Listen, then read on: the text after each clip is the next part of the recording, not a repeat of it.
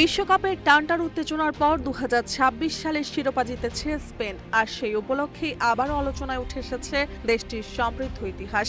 আজ যে স্পেন ইউরোপের অন্যতম আধুনিক ও প্রভাবশালী রাষ্ট্র, সেই ভূখণ্ডে একসময় প্রায় 8 শতাব্দী ধরে উড়েছিল মুসলিম শাসনের পতাকা।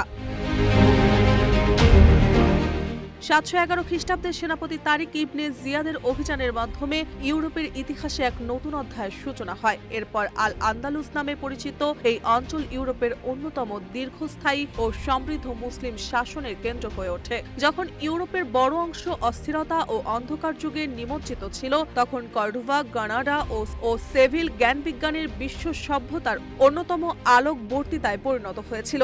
আজকের পর্যটকদের স্বর্গরাজ্য স্পেন একসময় ছিল মুসলিম সভ্যতার উজ্জ্বলতম অধ্যায়গুলোর একটি। ইতিহাসবিদদের মতে 711 খ্রিস্টাব্দে উমাইয়া খিলাফতের অকুতোভয় সেনাপতি তারিক ইবনে জিয়াদের নেতৃত্বে মুসলিম বাহিনী আইবেরীয় উপদ্বীপে প্রবেশের মাধ্যমে স্পেনে মুসলিম শাসনের সূচনা হয়। জিব্রাল্টার প্রণালী পার হয়ে স্পেনের মাটিতে পা রেখে তারিক ইবনে জিয়াদ তার সৈন্যদের সমস্ত জাহাজ পুড়িয়ে দেওয়ার ঐতিহাসিক নির্দেশ দিয়েছিলেন, যা ছিল জয় অথবা শাহাদাতের এক অনন্য নজির। এরপর টানা প্রায় 781 বৎসর স্পেনের বিভিন্ন অঞ্চলে মুসলিম শাসনের অধীনে ছিল। মুসলিম শাসনামলে এই অঞ্চলটি আল আন্দালুস নামে পরিচিতি লাভ করে। যখন পুরো ইউরোপ তথাকথিত অন্ধকার যুগ পার করছিল, তখন আল আন্দালুস হয়ে ওঠে বিজ্ঞান, চিকিৎসা, গণিত, দর্শন, কৃষি ও স্থাপত্যের বিশ্ব সভ্যতার অন্যতম প্রধান ও উজ্জ্বল কেন্দ্র।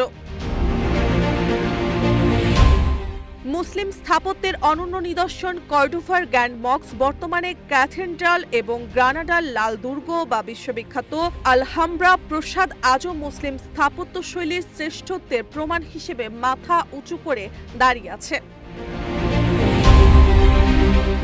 শতাব্দীর পর শতাব্দী ধরে চলা এই মুসলিম শাসনের অভ্যন্তরীণ কোন্দল, ক্ষমতা ভাগাভাগি এবং উত্তর দিকের খ্রিস্টান রাষ্ট্রগুলোর সম্মিলিত পুনর্দখল অভিযানের কারণে ধীরে ধীরে মুসলিম সাম্রাজ্য সংকুচিত হতে থাকে।